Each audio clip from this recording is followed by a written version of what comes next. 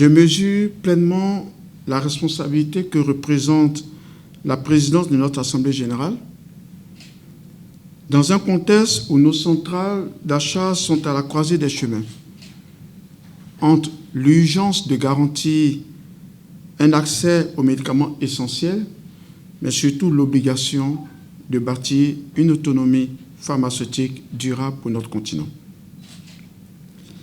Nous voulons un mandat collectif au service de l'efficacité et de la transformation. On note que cette élection n'est pas celle d'un individu, mais celle d'une équipe, d'une vision que nous voulons partager. La CAME est forte de 22 membres dans leur diversité, leur parcours, leur réalité administrative et économique. Notre richesse, c'est bien évidemment cette diversité. Mais notre force, c'est surtout notre unité d'action. Aujourd'hui, nous devons plus que jamais transformer cette unité en puissance d'exécution. Nos populations, nos gouvernements, nos partenaires nous attendent sur les résultats concrets, mesurables, visibles. L'heure n'est plus à la simple concertation, mais à l'action structurée et coordonnée. Notre boussole doit être la performance collective. Les défis évoqués tout à l'heure demeurent au cœur de nos priorités. D'abord, la réforme de nos cadres juridiques pour des achats plus souples et plus rapides. Le renforcement de notre solvabilité financière à travers un fonds de soutien continental, la fiabilité de nos données et l'interopérabilité de nos systèmes d'information. Ces défis exigent désormais une approche collective, planifiée et institutionnalisée. C'est pourquoi, dès le début de ce mandat, je proposerai la création d'un comité ad hoc, composé bien évidemment des directeurs généraux de nos centrales membres. Ce comité sera notre outil de gouvernance partagé pour orienter, accélérer et superviser la transformation de notre réseau. Sur les 6 premiers mois, il nous faut donc consolider nos fondations, avec comme objectif principal de réarmer stratégiquement la CAM pour la décennie à venir. Différentes actions seront à promouvoir, notamment l'évaluation du plan stratégique actuel de la CAME 2019-2025, avec un diagnostic partagé conduit par le comité ad hoc et mis en place par l'Assemblée générale afin d'identifier les différentes actions réalisées, les engagements qui restent à inachever et surtout les nouvelles priorités nées du contexte actuel, à savoir les crises logistiques, les mutations des modèles et surtout la transition digitale, les exigences de qualité et enfin la souveraineté industrielle. Comme autre action, l'étude sur la réforme statutaire de la CAME, fortement recommandée par l'Assemblée générale.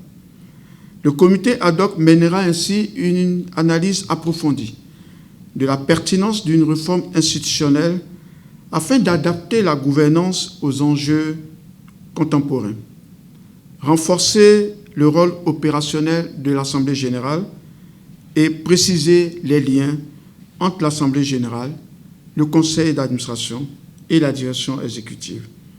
Introduire des mécanismes de coordination accélérés lors des différentes crises. Les conclusions de ce comité seront soumises à l'Assemblée pour adoption lors de la prochaine Assemblée, lors de notre prochaine session. Enfin, il nous faut actualiser le plan stratégique ACAME. Sous la coordination du bureau de l'Assemblée générale et du directeur exécutif, avec l'appui d'experts internes et de partenaires techniques, un plan stratégique actualisé sera ajusté autour de 4 piliers. Pilier 1, la gouvernance et la réforme statutaire.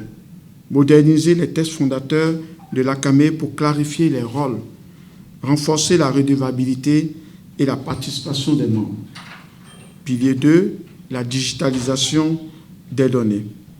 Envisager le développement et le déploiement d'une plateforme régionale, ACAM Data, pour le suivi des besoins et dépannage des stocks intercentrales ou capitaliser sur le pouvoir de négociation des prix d'achat en harmonisant les plans d'achat. Et enfin, le pilier 3, le financement durable.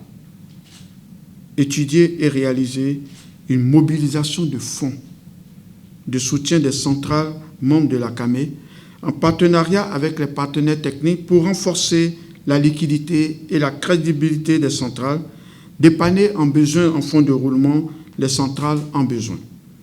Une diversification des activités ACAME pour générer des ressources durables telles que la plateforme de sélection des fournisseurs, la e-préqualification que j'exhorte, et le laboratoire de contrôle qualité. Et enfin, rendre opérationnel et une coopération technique par le stockage, la distribution, les ressources humaines et les communautés de pratiques en pair. Faire évoluer des task forces en mettant au sein de l'ACAME des cellules d'assistance technique thématique au bénéfice de nos centrales d'achat membres. Sur la première année, notre ambition est claire, s'unir pour résoudre les problèmes critiques de nos centrales. 4 résultats concrets sont attendus d'ici 1 an, à savoir le nouveau plan stratégique ACAME, l'étude de faisabilité du fonds de soutien, le prototypage de la plateforme ACAM Data et la création des 3 task forces régionales sur les achats, le stockage, la distribution.